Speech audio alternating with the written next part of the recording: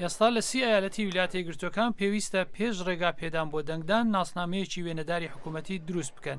بۆ هەندێک ئایالەت لە وەتای هێرشەکان 11 سپتامبری 2001 بۆتەکارێکی پێویست. هەندێک هەبوون کە گوتوبیان ئەوە ڕێگایەکە بۆ پشگیریگرتن لە کەسانێکە نەتوانن بە نایاسایی مافی دەنگدانیان هەبێت وەک تیرۆریستانێک مافی دەنگدانیان هەیە بۆی لە ناکاو ئەو باسە هاتە گۆڕ کە داخوا دەبێت داوای ناسنامە بکرێتیاننا. بەڵام لە ایالەتەکانی وەک کارۆلینای باکوور کە لەوەتا 2013 یاسای توندی سەبارەت بە ناسنامە هەبوو سەرەتای ساڵ دادگاک ئەم یاسایی لابرد. گوتی ئەوە جیاوازیدانان بە دژی ئافریقایی و ئەمریکاین. هێندێک دەنگدەری ڕەشپێز دەڵێن قانونەکە مەبەستی ڕەگەزپەرستانی هەبوو.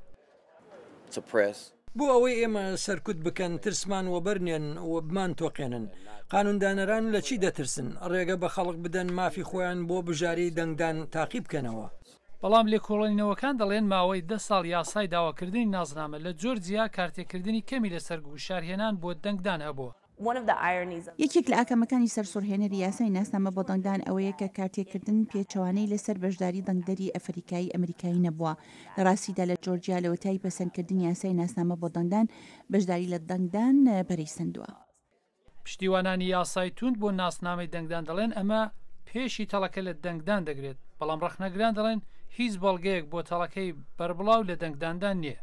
دەنگدەری سەربەغۆ سکات هێریک دەڵێت دەبێتە کارێکی گەوجانە لە دەنگداندا فێڵ بکەیت چونکە سزای زۆر توند لە پێشە. سزاکە چی دەبێت ئەگەر چووم و خۆموانیشاندا کەسێکی دیکەم و دەنگمدا و تووشی مەترسی و چەندین ساڵ بەندی دەبم. چارلز پرایس بای مامۆستای زانستی سیاسی لە کارۆلینای باکوور دەڵێت تەڵەکە لە دەنگداندا گرفت نییە. چەندین جۆر فێڵ لە دەنگداندا هەیە، بەڵام ئەوەی کە قەر ڕوونادات ئەوەیە خەڵک بێن و خۆیان وە کەسێکی دیکە بناسێن. توێژێنەرانی سیاسی دەڵێن ئەوان چاو لە دەکەن داخوا یاساکانی دەنگدان کارتێکردنی خراپی لەسەر بەشداریکردن لە دەنگدان لە نێو گروپەکانی کەمینە لەو هەڵبژاردنەیدا وەک ئاسیایی ئەمریکی و دەنگدەرانی ئەمریکای لاتیندا دەبێت یان نە.